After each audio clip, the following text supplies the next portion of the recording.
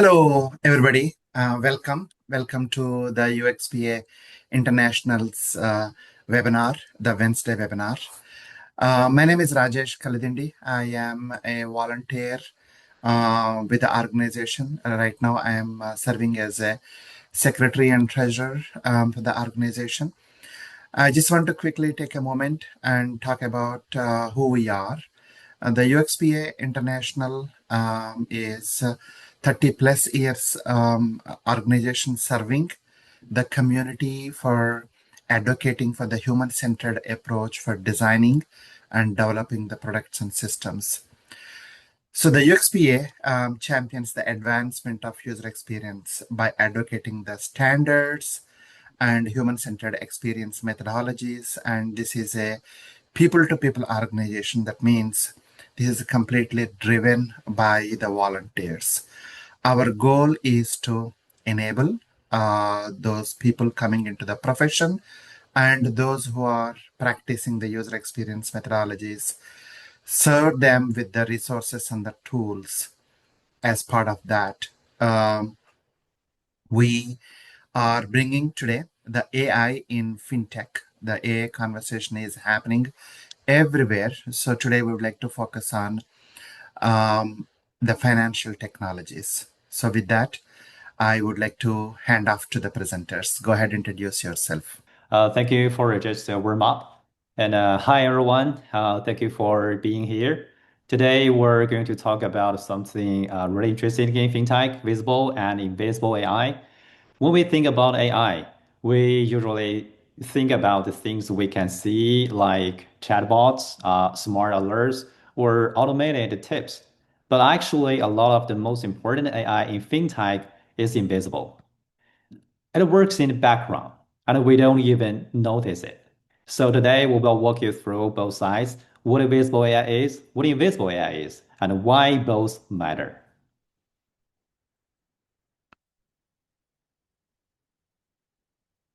Okay, before we dive into the topic, let me quickly introduce ourselves.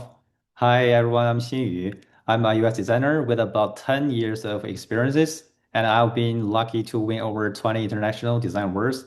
Currently, I'm working as a funny designer, building AI-driven fintech SaaS products and web tools.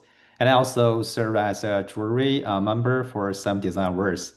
And now I will hand it over to Yaru so she can give a quick intro. Thank you, Xinyu. Hello, everyone. I'm Yaru, and thank you for having us today in such a sunny Wednesday. So I've been working in UX design for same as around 10 years and focusing on AI for enterprise, fintech, and SaaS products. So I'm really happy to be here today. I will let Xinyu to continue his topic. Okay, Thank you, great. Xinyu. Great. Thanks, Yaru. So here's a quick look at today's agenda. So first, I will share what you can take away from this session, what's useful and practical for you. Then we will spend some time talking about AI in fintech, including how it's different from the general AI. After that, we will dive into the AI life cycle and go over some design patterns using the real-world examples. And finally, we will leave some time at the end for your QA. And so today we're going to focus on the AI user experiences, especially in more complex the financial workflows. We will look at both visible and invisible AI patterns, basically how AI shows up for users and how it works behind the scenes without them noticing. One of our main goals is to understand how to design AI without losing user trust, because in fintech, trust is everything. And by the end of this session, you will walk away with some practical ideas that you can actually use in your own products. So, why do we need AI in financial services? Well, fintech is basically all about decision making. Every interaction involves a decision. Should I approve a loan for this customer? Is this transaction potentially fraudulent? What's the best investment option for these users right now? And these are not small decisions. They are high stakes because real money is involved. On top of that, financial systems are data heavy and extremely risk sensitive. There's a huge amount of information to process, and even small mistakes can have big consequences. So, AI is really everywhere in financial services those days, and it touches almost every part of the user journey. For example, fraud detection systems monitor transactions in real time, automatically flagging or blocking suspicious activity. Credit scoring models evaluate if someone is eligible for a loan, helping banks make fast and accurate decisions. Automated investment tools or robo-advisor help people create portfolios, rebalance assets, and even suggest a new investment opportunity. Chatbots and virtual assistants handle the customer questions instantly, from the checking balance to explaining the account features. Personal financial tools analyze spending patterns, alert users to unusual expenses, and even suggest a way to save money. In short, AI isn't just a single feature, it's woven into the entire experience, making financial services faster, smarter, and more personalized. All right, now let's talk about FinTech AI versus general AI. I will walk you through some key differences on the next slide. So, when we compare FinTech AI with general AI products, a few key differences really stand out. In most general products, if AI makes a mistake, the cost is usually pretty low, maybe a wrong movie recommendation or a small inconvenience. But in FinTech, mistakes can have real financial consequences. That's why trust isn't optional, it's essential. And transparency isn't just a nice to have, it's required. On top of that, financial products operate under heavy regulations, unlike general AI, where the rules are much lighter. Put simply, the design constraints in fintech are much tighter, and that makes design AI here more challenging, but also more important. All right. There are challenges brings up some important, the UX problems. First, there's a black box problem. Users often just don't understand how AI makes decisions. Imagine you are applying for a loan and the AI denies it, but you have no idea why. That lack of clarity can be frustrating and confusing. Second is trust.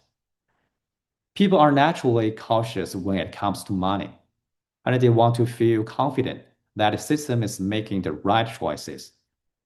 If they don't trust it, they might not even use it. Third, the outcomes are often irreversible.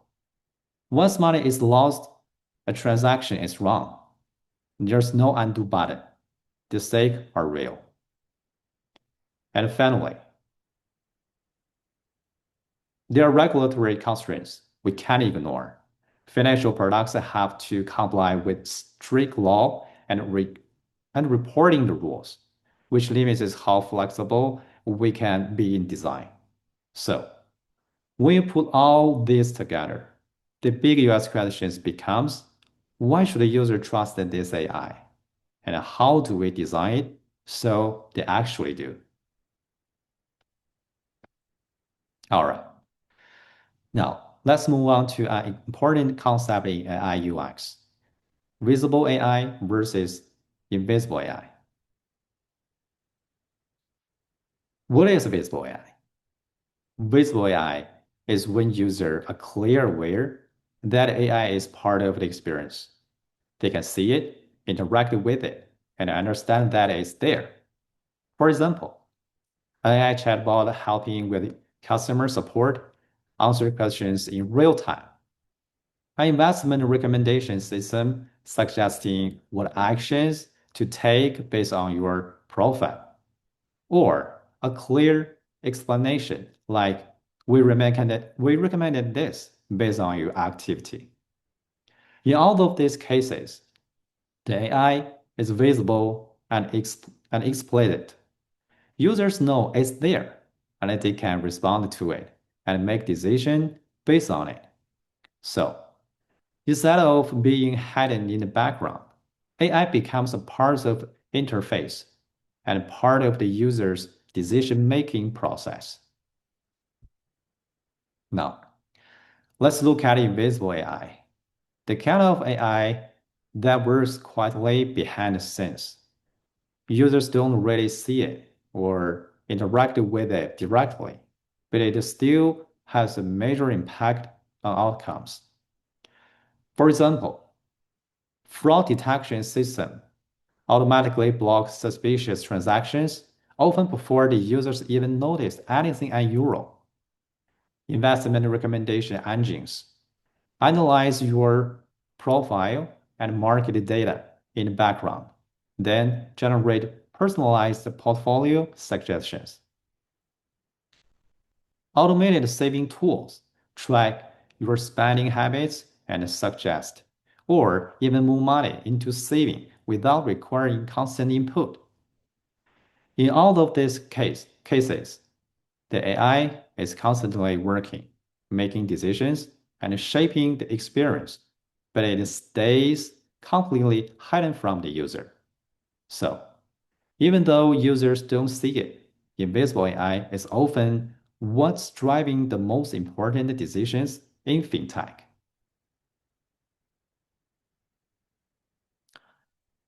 So, here's why this really matters. The level of AI visibility can have a huge impact on the overall user experience. If AI is too visible, it can quickly feel overwhelmed, like there are too many suggestions, too many messages, and too much going on at once. And it starts to feel like the system is constantly in your face, trying to get every decisions. On the other hand, if AI is too invisible, users might feel like they have no control. They don't know what's happening behind the scenes. And that uncertainty can easily turn into the disrupt and distrust, especially when money is involved. So, the real challenge in design AI is finding the right balance. You want to make AI visible enough to build trust and clarity, but still subtle enough that it doesn't overwhelm or distract the user. In other words, it's about finding that sweet spot where AI supports the users without getting in the way. Next, let's walk through the AI life cycle together. We'll go step by step, from initialization to user input to AI output, then how users refine the results, and finally, how the system learns over time. And as we go, we will compare how these patterns look in visible and invisible AI, and also in fintech versus non-fintech products. The goal here is to see how design decisions change depending on the context. First, let's start with AI initialization. What does that actually mean? It is basically the starting point, the moment when the user and the AI first connect. That's where the whole interaction begins. Let's take TurboTax as an example of visible AI. Here, the AI is like a friendly financial expert. When you start, it talks with you asking about your income, deductions, and an overall financial picture. Step by step, it builds your financial profile. And AI explain why it makes certain recommendations. guiding you so you can make the right decision. This is especially important in high-stakes areas like taxes. Users need to see what's happening and trust the process. Now, let's look at invisible AI, like what Robinhood uses. For the user, it feels simple and direct. You just sign up, verify your identity, and start investing. But behind the scenes, AI is doing crucial work, verifying identities, detecting fraud, and ensuring compliance. Here, the AI is not a visible advisor, it's an invisible infrastructure. It removes friction and enables the experience without requiring users to think about how it works. So, the main difference is TurboTax's AI gets you and explains itself. Robinhood's AI works quietly in background, making everything seamlessly. Let's check out visible AI in non-FinTech products like ChatGPT. In many consumer AI experience, onboarding almost disappears. You just tap your first message and the AI starts working right away. As you interact, it figures out what you want, what you mean, and even how you like to communicate. It's constantly paying attention to your style, your tone, and your goals. And the cool part, it keeps learning and adjusting as you keep chatting. The more you use it, the better it gets at understanding you and giving response that feel more natural and helpful. And now let's look at invisible AI in non-fintech products like Netflix. Here, the AI works entirely behind the scenes. The system learns from your behavior, what you watch, what you skip, how long you watch it. Over time, it builds a taste profile and figures out what you like. It also tracks your engagement and continuously personalized recommendations as you go.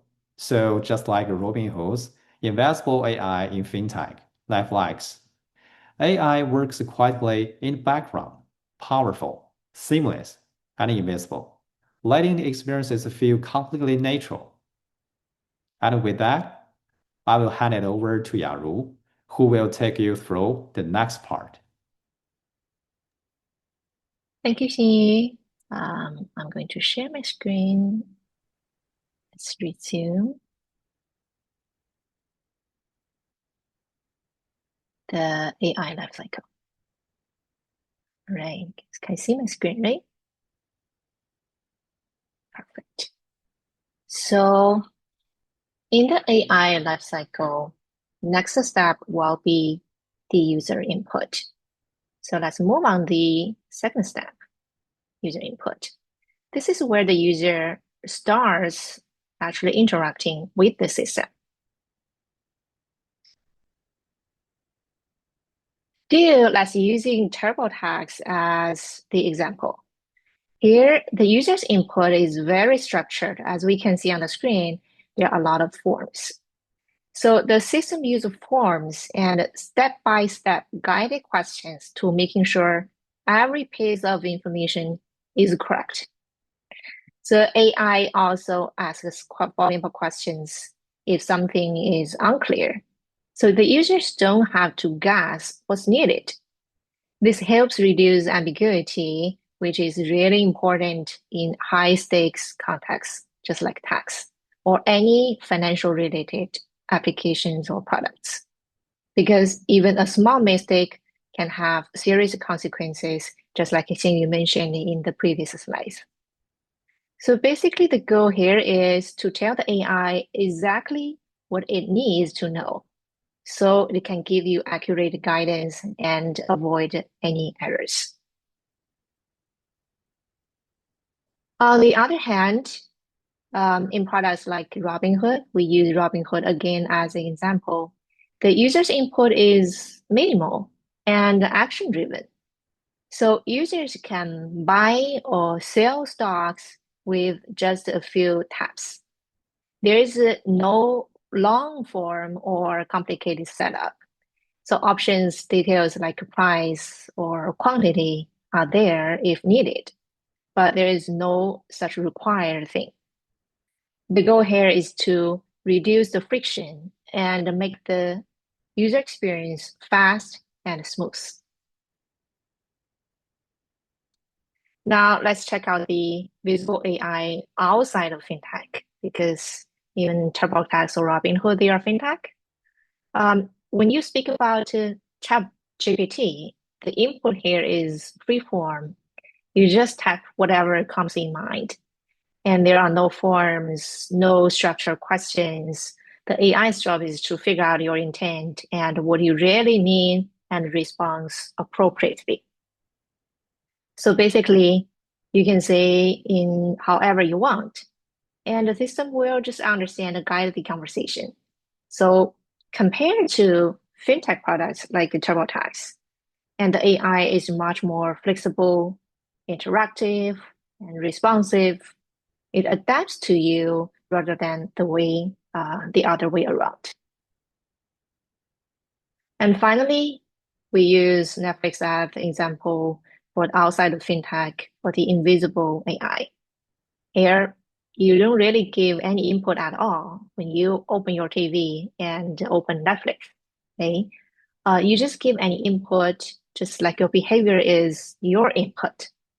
The system watches what you played, what you skipped, what you paused, and what you even rewatched, and use that to learn your preference.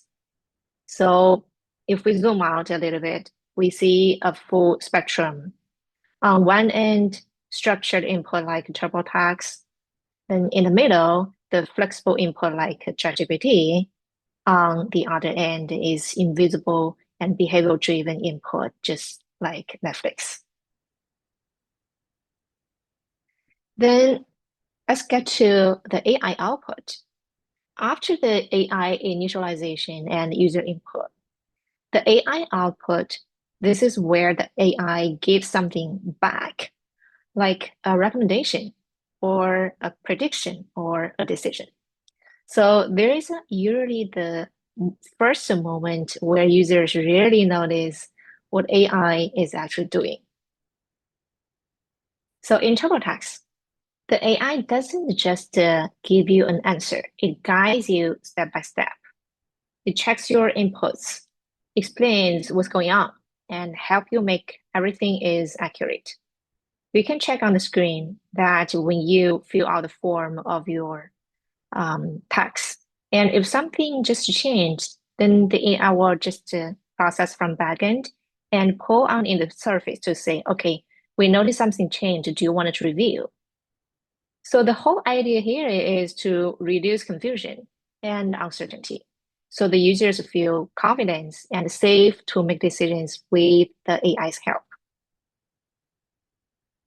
And in Robinhood, the AI's output isn't just about executing trees, it's about just supporting decision.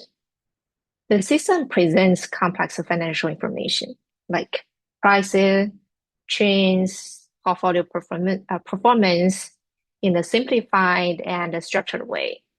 And the users are still making decisions, but the AI helps reduce noise and highlight what matters. So instead of guiding step by step like a TurboTax, Robinhood focuses on making decisions feel clear and accessible. Then in outside of FinTech, next up is ChatGPT, a great example of visible AI outside of FinTech. The output here is generative, which means the AI doesn't just give answer. It creates new content. It can write, play, or give ideas, explain things, all based on what you type. And it's flexible and adaptive. So the AI's response change depending on the conversation and context. The idea is to open up the possibilities so users can explore, create, and interact in a way that feels natural and dynamic. Finally, the Netflix, the invisible AI in non-FinTech. Here, the AI doesn't create content. It picks and ranks shows and movies, programs just for you. It's predictive and always learn from, like we mentioned in the previous steps, from what you watch, skip, and rewatch, all of everything. So the point is to make it easier for users to decide what do you want to watch without they getting overwhelmed by choices. And if we look at all the examples we've covered, we can see 4 kinds of AI output. Guidance, just like TurboTax, give you some, something needs your attention. Something changed. Do you want it to review? Do you want to use the new address or do you want to use the old address? And second, action report support, like Robinhood. Generation, just like ChatGPT, and personalization, like Netflix. Each one is designed based on the context, the stakes, and how visible the AI needs to be. Then next, we have users refinement. After AI initialization, users input, AI's output. Now it's users refinement. This is a stage where users take AI's output and start to adjust it based on their needs. So again, in FinTech products like TurboTax, refinement is explicit. Users review their information, make edits, answer follow-up questions, and confirm everything is correct, as we can see on the screen. And the AI finished or the system finished everything, but I want you, on one of the human, to review it again. This is something you need to review. The system then updates, adjusts based on the structured feedback, making sure all calculations are accurate and compliant with rules. So the UX principle here is simple. Refinement happens through explicit validation and correction. Users stay in control and the AI adapts based on their actions. Unlike TurboTax, the AI doesn't ask you to review anything or confirm anything. Instead, it watches your behavior, what you buy, what you sell or ignore. From that, it learns your preference and adjusts over time.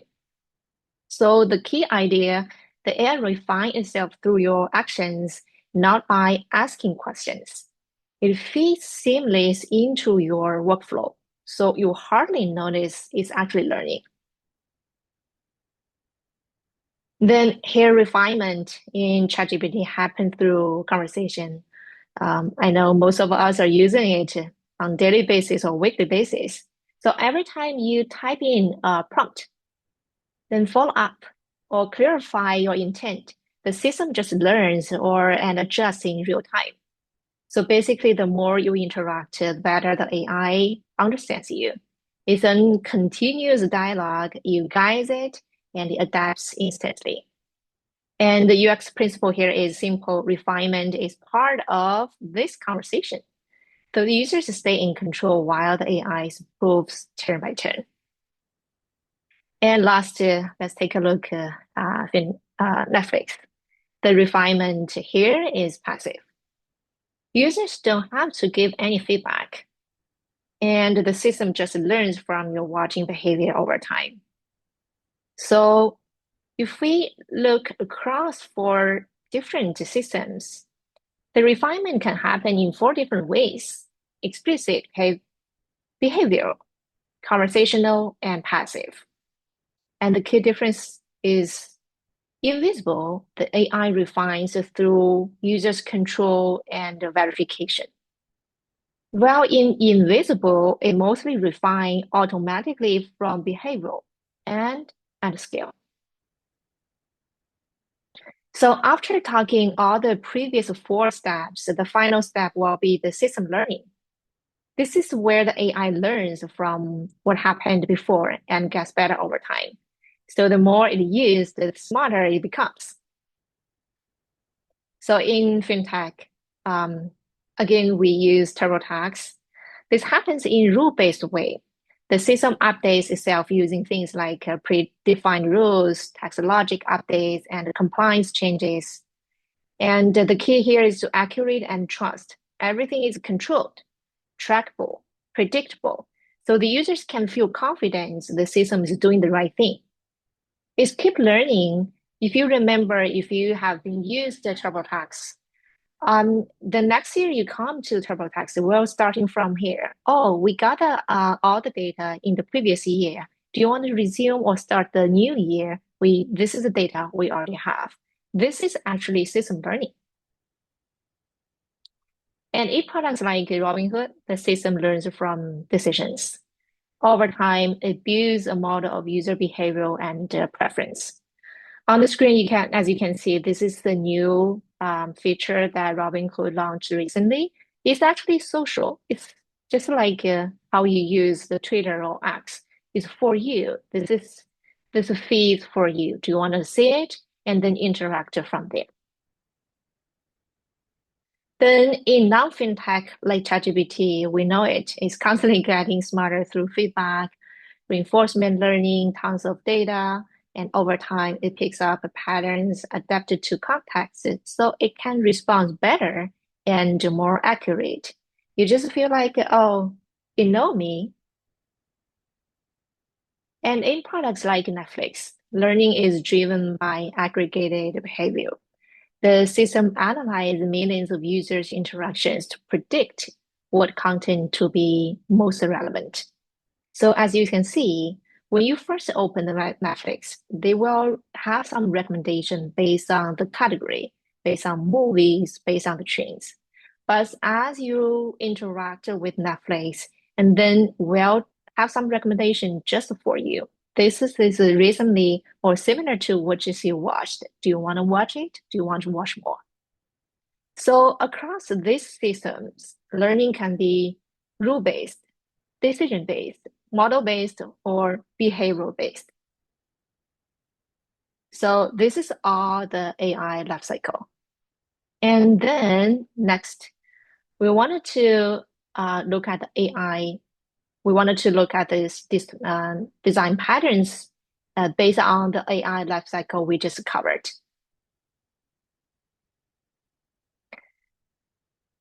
The first pattern is explainable AI.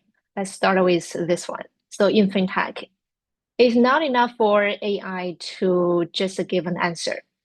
So users also wanted to understand why this decision was made, right? So a good design should answer the question like, okay, why this decision? What are the key factors? And can we explain it in plain and human language? For example, imagine a loan is rejected. And instead of just saying, okay, rejected, the system should explain the reason very clearly, like maybe it's low credit history or high debt ratio or a reason to pay late payment. And then all of these become this loan rejected. These kinds of human readable explanation helps the user to understand the outcome.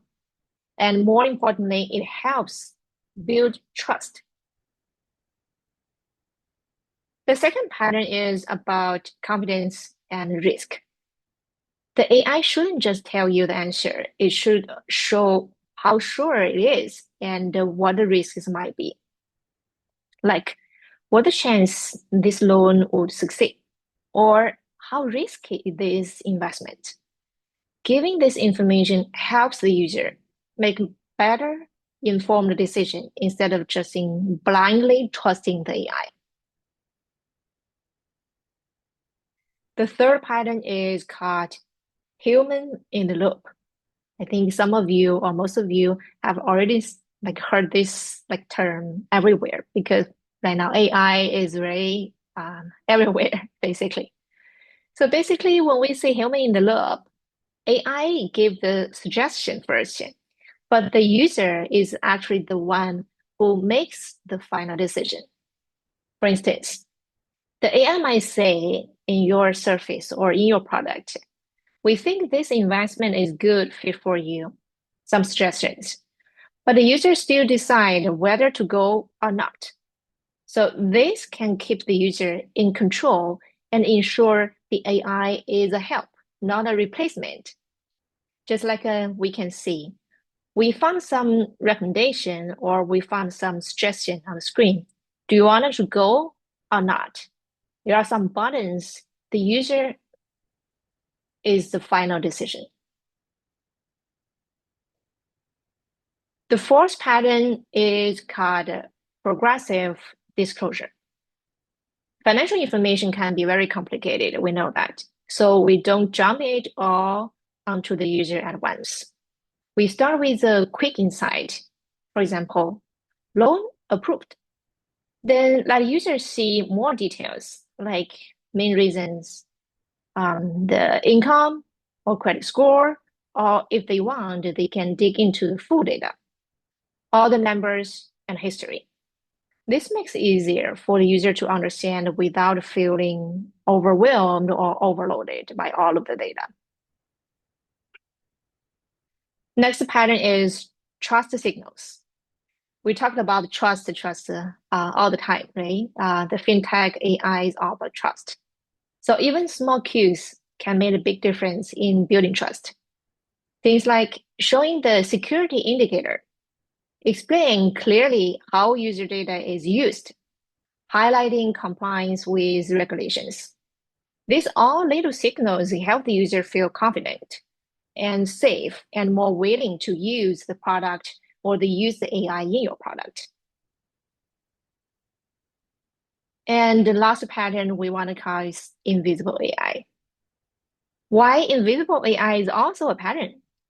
So this is AI runs into the background. We know it's run from the background without bothering the user. It should be smooth, automatic, and barely noticeable. But if there is any issue, like a mistake or a blocked transaction, the AI has to become visible and explain what happened.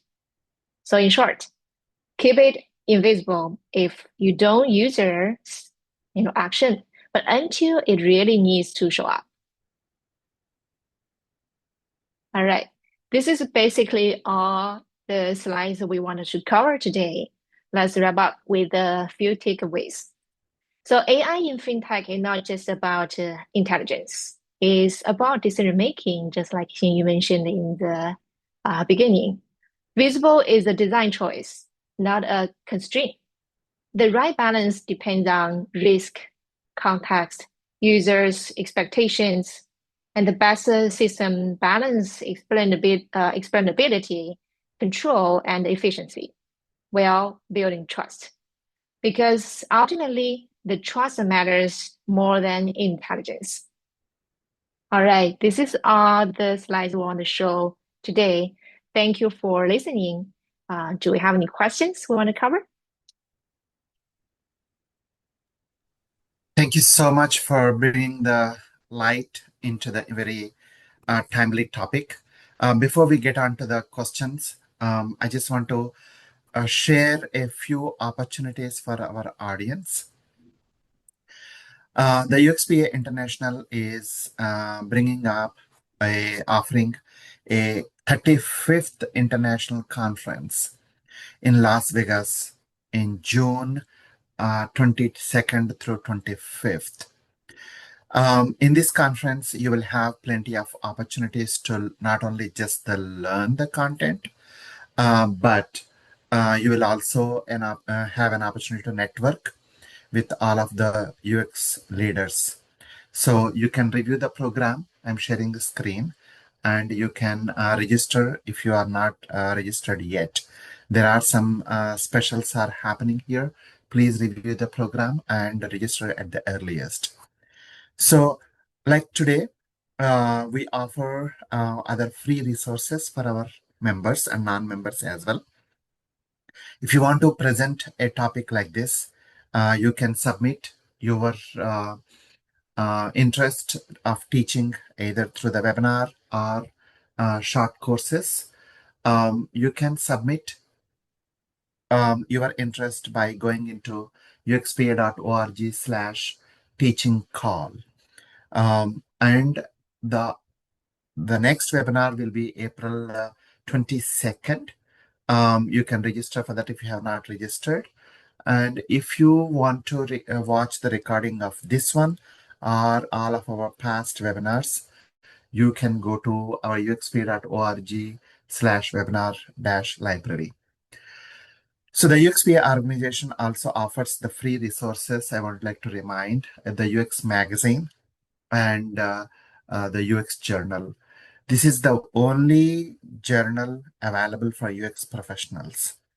All of these are possible because of the members, the UXPA paid members. If you are not a member yet, please, we request you to consider becoming a member. So with that, if you have any questions, please go ahead, post here, and then we will take it up one by one.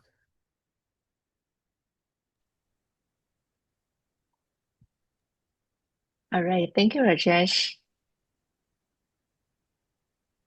Let me reshare the. Any questions do we have? Let me see. Yeah, there is a one question by Peter Rose. Do you want to look at that in the Q&A Yes, section? let me take a look. Oh, thank you. This is when you talk about US, I'm just reading the questions so that everybody know what is question. So when you talk about US design patterns, can you comment on the interaction patterns a user might have with AI in the FinTech context? I'm thinking multimodal inputs and outputs, like video, written video, voice, written video, graphs, and charts. I'm also thinking of one-click summarize or highlights for charts that could anchor in FinTech experience. Do you have any insights or emerging design patterns that way? Oh, this is a great question. I think you already think beyond the sharing that we have today. So yes, we have some, in my experience, we have some, Xing and I have designed something like use voice control. Because, for example, if the user are on the way to do something, they wanted to show, okay, show me the portfolio or show me the trend for one of the stocks, right? Then it should be one of the way that user can interact with this AI. But it's still kind of like expand of how the chatbot is being used. It's just using voice to interact with the user. Still, I guess it's under chatbot experience. And the video and graphs, we don't have that for the FinTech product, but we do have, Xing and I have designed something for the user who has a fee share or something like that. So those are the AI can help for the users. And in terms of the graphs and the charts, yes, because recently I'm designing for the accountant, and how we use the AI to help the users. Usually we'll have some AI summarize to showcase on top of the current part, so the user can understand in one or two sentences, okay, what's going on with my all my accounts. And then if they wanted to dig into all the data, I wanted to do some analysis. In the past, the user have to manually, either generate some reports within this application. Then they have to use in the future to, let's say, generate different reports from different dimension, or they have to download into Excel file or CSVs to using different dimension to understand what the trend. For example, I wanted to understand the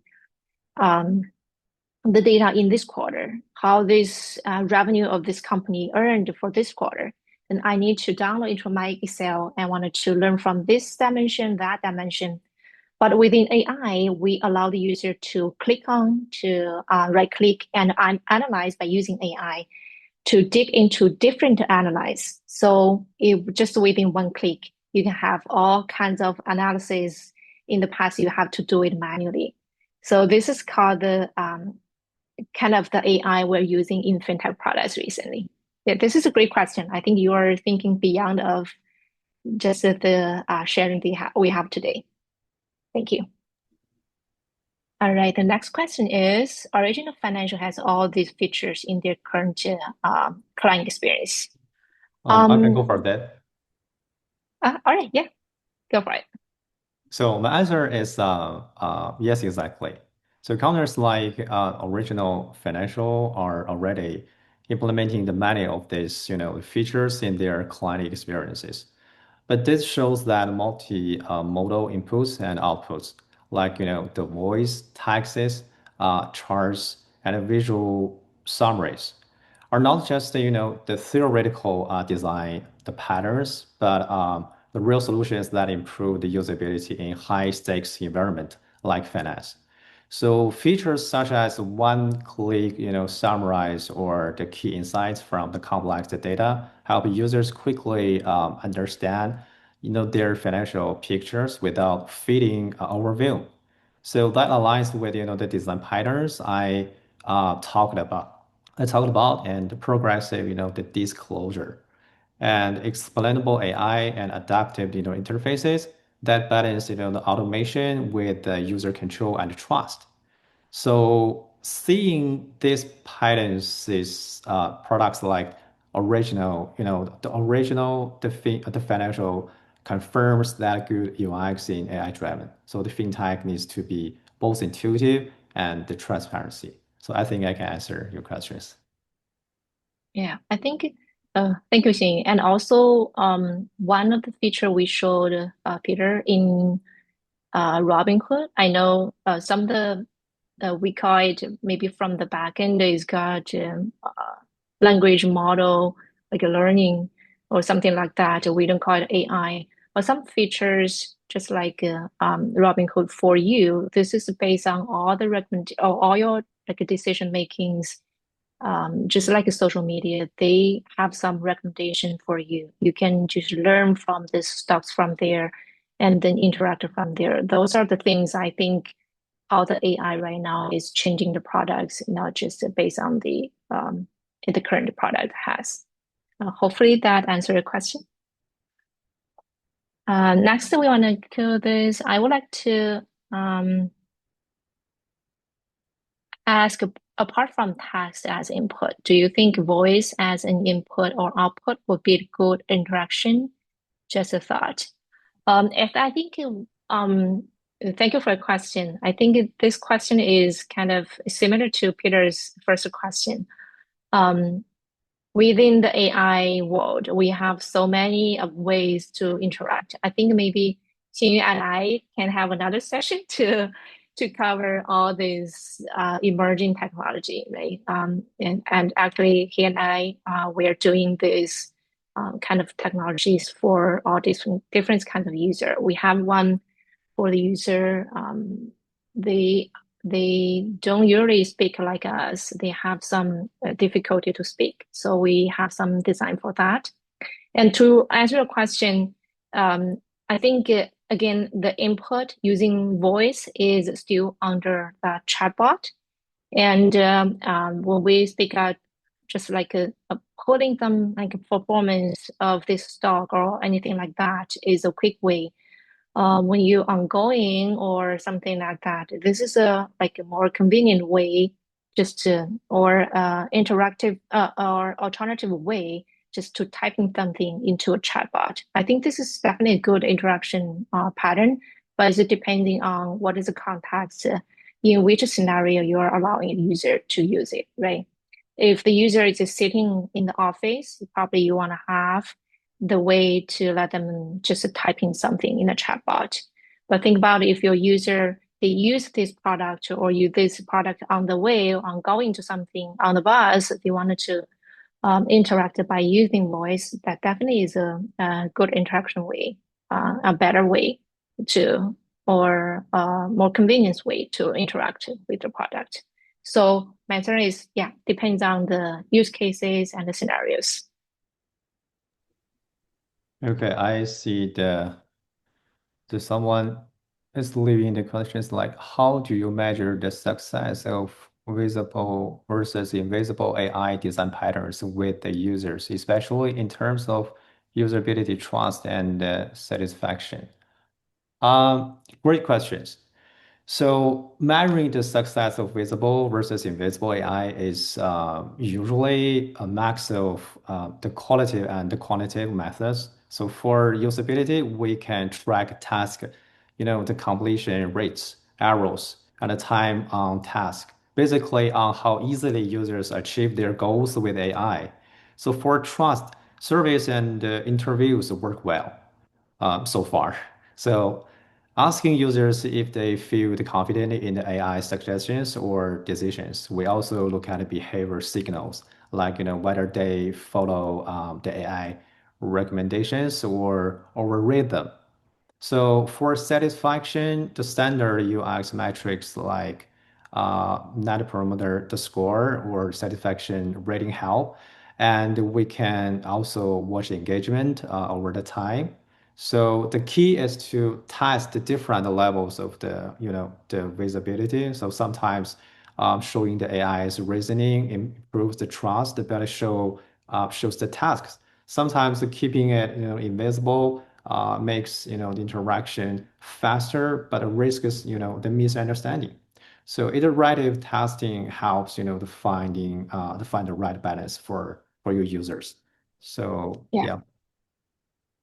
Thank you, Xing. I can actually share like maybe a real, we don't have any other questions, right? So I can maybe share a real use case that I'm working like recently.